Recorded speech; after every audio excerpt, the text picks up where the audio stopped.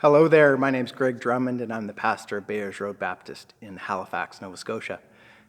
This time of year, we are surrounded by all kinds of different songs at Christmas time. Sometimes they pass our ears without us giving a second thought about where they came from or what they mean even. Well, in 1871, I want to tell you about a song that came to the forefront and spread around the world. In 1871, there was a group called the Fisk Jubilee Singers. There were 10 people, African Americans, in an ensemble from Fisk University, a university that was just plagued with debt. And in October 1871, this group set out from the university with their whole treasury, all the funds, in hopes of drumming up support around the country, and eventually they'd make it into Europe to help bring this university back into financial viability. Well, they started out touring, singing all kinds of different songs that meant stuff to them. And by Christmas time that year, they were singing primarily old Negro spirituals wherever they would go. But it was uncomfortable for them.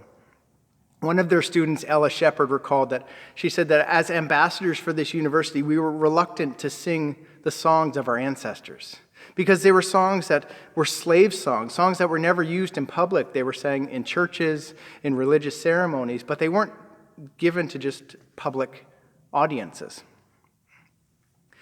These songs represented a dark past of things that wanted to be forgotten. Yet the treasurer among them, a white man named George White, he persuaded them to sing these songs that meant so much to them, that sounded so fabulous, that by the time Christmas time hit, they were singing primarily these spiritual songs. And within that, one of the songs that came out, it was written down, it was compiled in a book in the early 1900s as the Christmas Plantation Song. But you don't know it as that. I'm going to tell you some of the words that as they were originally written. It starts this way: when I was a seeker, I sought both day and night. I asked the Lord to help me, and he showed me the way. He made me a watchman upon a city wall, and if I am a Christian, then I am the least of all. So go tell it on the mountain, over the hills and everywhere. Go tell it on the mountain that Jesus Christ is born.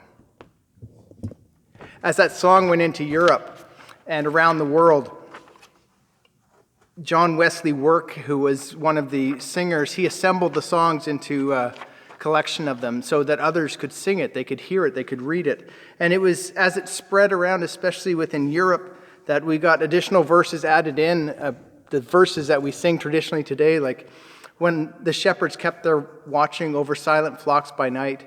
Behold, throughout the heavens there shone a holy light. So the shepherds feared and trembled when lo, above the earth rang out this angel chorus that hailed the Savior's birth.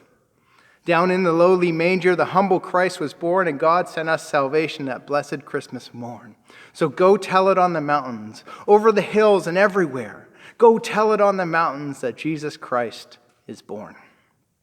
Now, when it comes to that song, I know some people love it. Some people, it's not their favorite song. But for me, it has special meaning because it was one of the very first Christmas songs that I ever learned to play on guitar. Now, I'm not going to play it for you. My voice is a little scratchy at the moment. But when I learned to play it, I was living in Rockford, Illinois in the United States. And then from there, I moved to Manitoba, Canada. And it's odd that that was one of the first songs I played and one of the songs I continue to play because those were prairie areas. There was no mountains anywhere in sight. Yet it was a song that rang out over the mountains and over the prairies. And though this song retells the story of Christmas from Luke's perspective, I'm drawn to another verse from the Old Testament, from Isaiah, as I hear that song. Every time I hear it, it's a verse that I had etched on my skis when I was a skier back in high school. A verse from Isaiah 52:7. And it says, "How beautiful are the feet on the mountain of those who bring good news, the good news of peace and salvation, the news that says, our God reigns."